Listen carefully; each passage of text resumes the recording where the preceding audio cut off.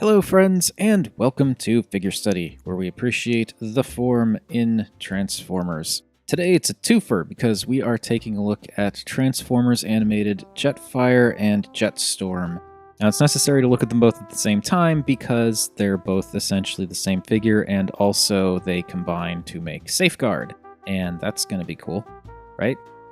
Anyway, Jetfire and Jetstorm are essentially, as I said, the same figure. The main differences is just the head sculpts and the coloring, obviously.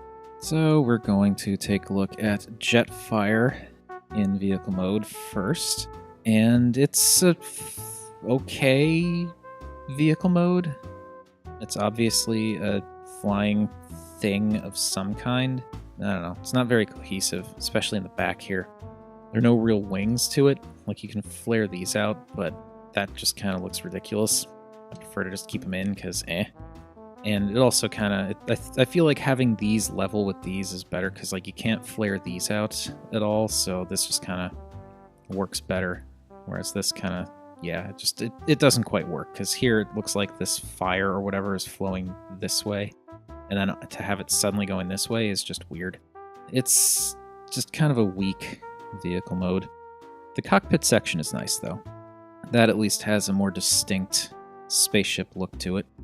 Yeah, and it's also got, I guess, kind of like an X-Wing-ish nose, so some obvious inspiration there.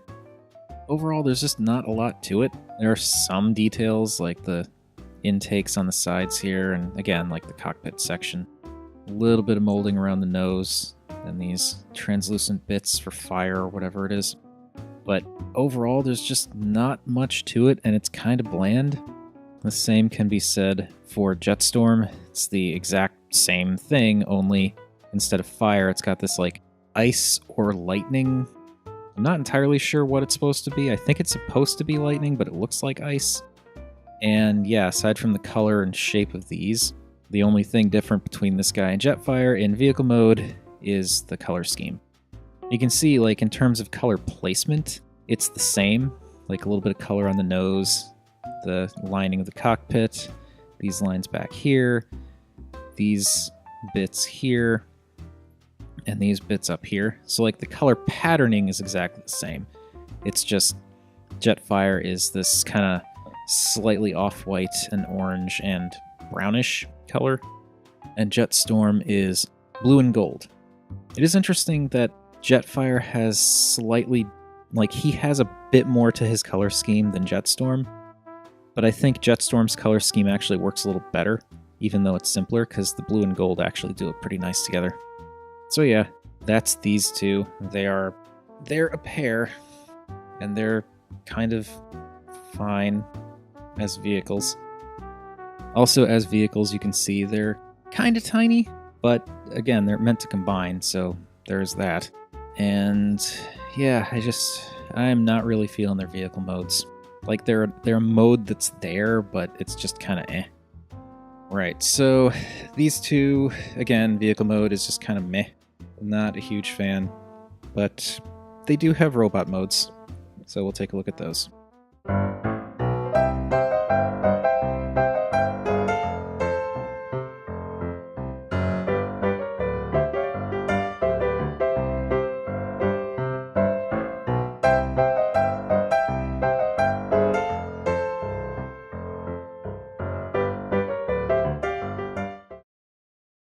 Alright, and here we have the two Jet Bros, in their respective robot modes. And I gotta say, the robot modes actually look pretty good. I mean, some concessions were made, obviously, because of the nature of the toys. But overall, they look pretty good. The hip skirts on the sides, I feel like they come out a little too far. And obviously, the hands are they're just blocks. So there's not much to the hands. But I mean, other than that, these are actually a couple of pretty good looking bots, I have to admit. The color schemes, it's the same as in Jet mode. Jetfire looks fine, but I still think Jetstorm is the one who takes it. Just that blue, light blue, and gold works really well. Jetfire's white, orange, and brown, not so much. Also, yes, I'm just now realizing and now acknowledging that I was wrong in that there are the same number of colors on both of them. I just, for whatever reason, my brain didn't register the lighter blue on Jetstorm as a separate color. I don't know. The cats kept me up last night. I'm going to blame them. I like the overall silhouette of these bots. They look pretty good. Again, aside from the hip skirts sticking out kind of far. And yeah, they look good. And Jetstorm is still the clear winner in terms of color scheme. And it's a lot of the same details, too, that were visible in vehicle mode. Pretty much the only stuff that you couldn't see in vehicle mode are the chest plates and the heads. And they both have the same chest plate, it's just a different color.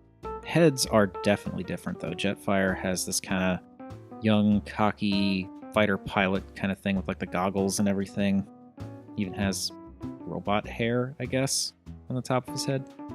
Whereas Jetstorm seems a bit more serious, more helmeted, obviously. It's got kind of like a flash thing going with these wings coming off the sides there. They do look good together, but like I said, as far as I'm concerned, Jetstorm definitely steals the show. Size-wise, those dinky little plain jet things actually end up becoming relatively tall robots. Like, they're clearly taller than a Titan's Return Deluxe. Not by much, but they are taller. It's interesting. You know, it's, I guess, a testament to the older engineering. Now, we're going to get Jetfire off to the side, and we'll take a look at Jetstorm as our main kind of guy, since Jetfire had his turn last time. There's a little bit more molding here, primarily with like the hands and the chest. It's like a little bit of a pattern on the inside there. But again, there's just not a lot of molding to this, which is, you know, it's animated. That was kind of the aesthetic. I do really like that head sculpt, though. Not very effective light piping, but it's still a very nice head sculpt. He definitely seems more serious than his brother. And Jetfire, exactly the same as Jetstorm in terms of molding, same design. He also has these little bits on the bottom of the chest plate there, although with Jetstorm they're much more apparent. Jetfire, you don't even really notice they're there because the dark brown kind of blends into the black for the midsection there. And again, there is his slightly more cocky, devil-may-care, troublemaker kind of head. And yeah, I think either one on their own would be okay-ish. Like, if they were sold separately, I would kind of be a little disappointed with Jetfire. Jetstorm, again, I like the color scheme on Jetstorm a lot more. I like the head sculpt better. So I think in his robot mode, Jetstorm definitely isn't bad. It's just their vehicle modes are not that great. The robot modes are okay, but yeah, Jetstorm, as I keep saying, totally steals the show. And yeah, it's a good thing they came bundled together, though, because while individually they might not be the greatest, when you put them together, they do make for a pretty nice pair. But you can put them even more together than that.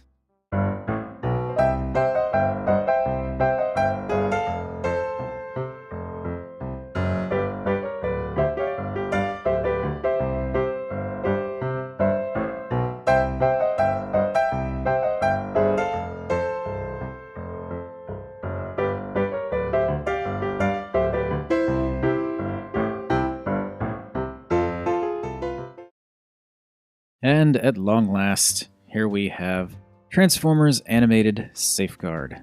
And this is an interesting thing. I do have some issues with this robot mode. The proportions, definitely.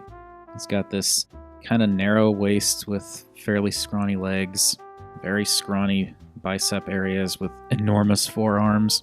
And it really, really bugs me that this was a toy that was designed to do this. This is this is the main purpose of this toy. Obviously it had to be. This had to be the main draw. So why are the screws pointing out? Why?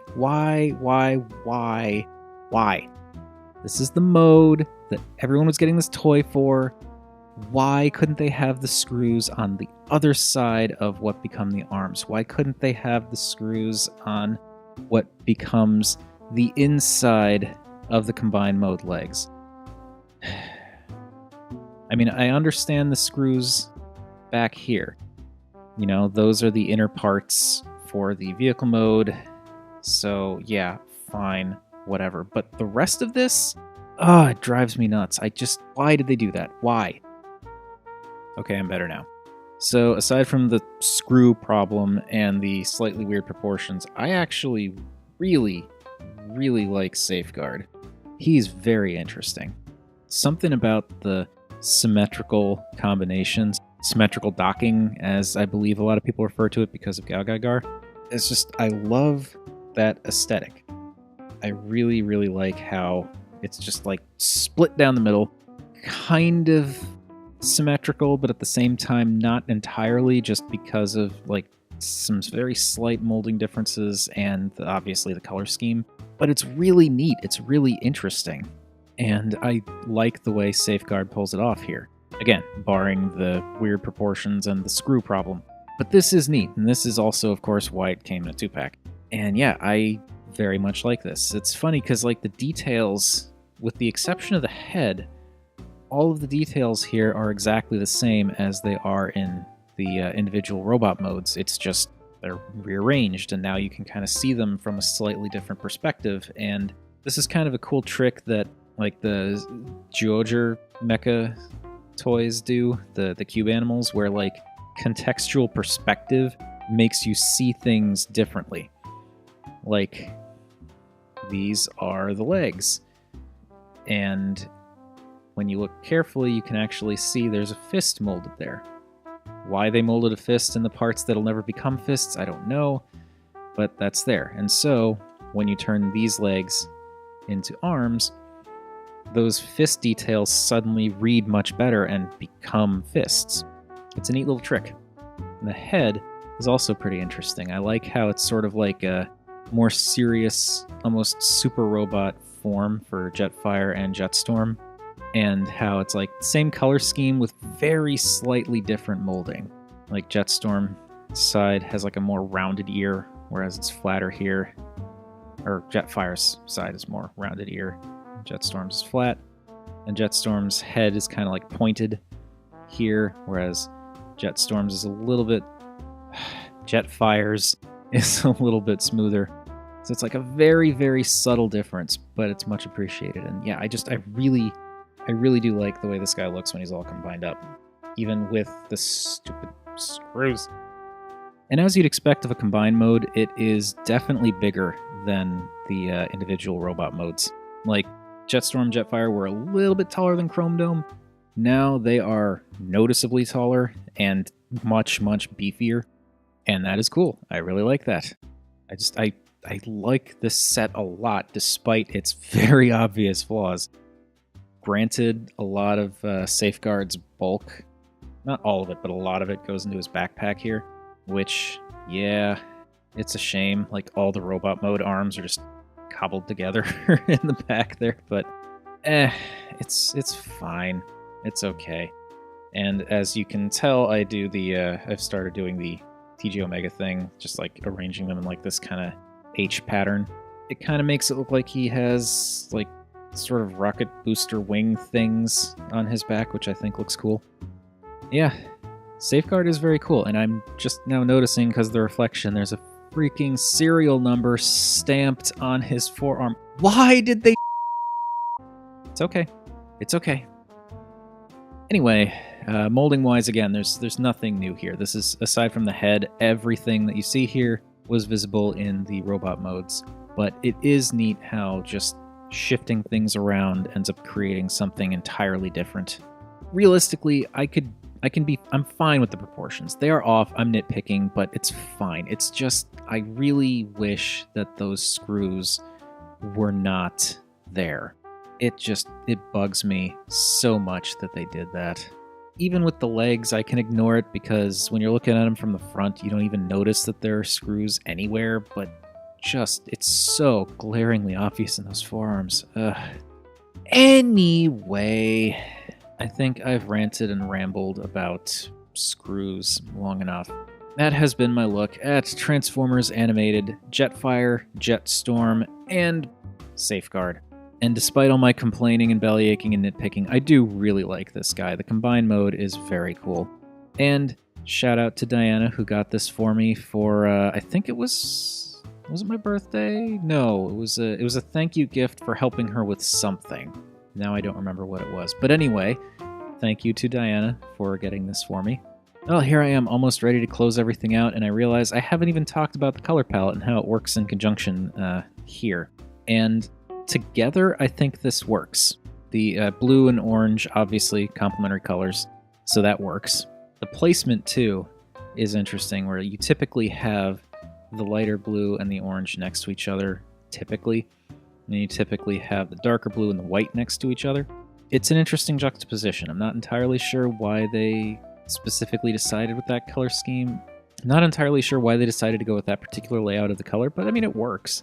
And I mind Jetfire's colors a lot less when Jetstorm's is like part of the same figure. Yeah, it's just split down the middle, so it's not like the colors aren't like mixed together cohesively, but just having them that close together, kind of mirroring each other, it works a lot better for Jetfire's sake, I think.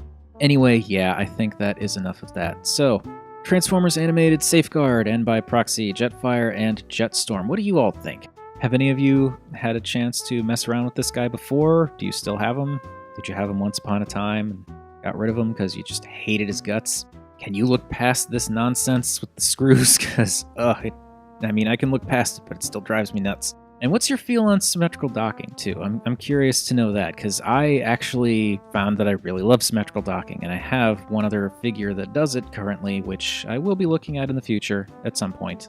But for now, we're just taking a look at Safeguard, so enough of that. But yeah, personally, I really like that kind of split down the middle, semi-asymmetrical, mostly due to the color scheme design. It's very interesting to me. Anyway, that's going to do it. So, thank you everybody for watching. As per usual, feel free to like, comment, subscribe. Any combination of those three would make me a happy Rob. And remember, art is more than meets the eye, even if it's got glaringly obvious seams.